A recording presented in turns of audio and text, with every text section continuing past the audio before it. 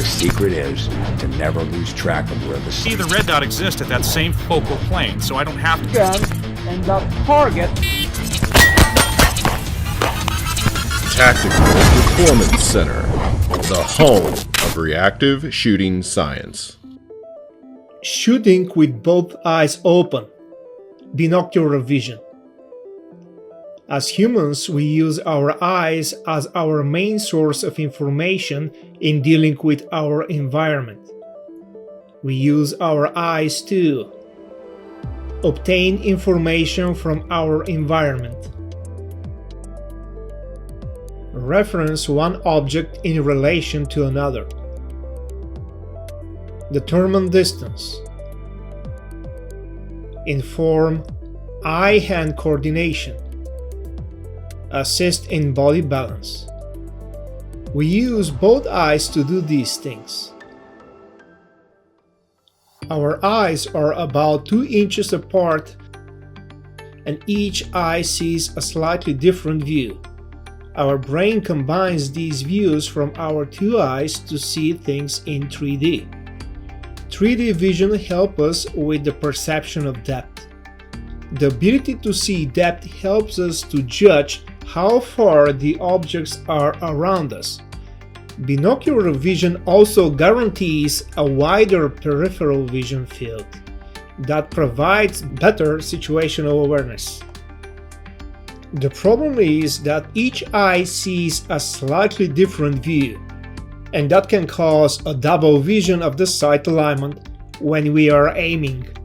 If we close one eye to try to get rid of the double vision effect, these functions are impaired.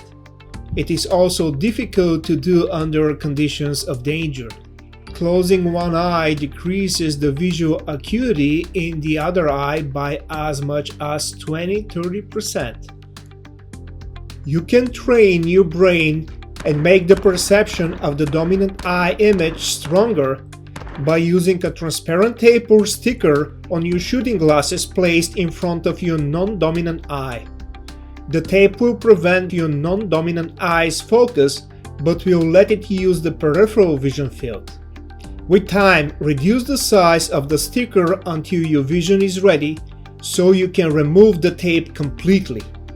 However, in actual practice, when using a hard focus and making a precise shot in certain lighting conditions or vision requirements for individuals to see clearly, it may be difficult to maintain both eyes fully open.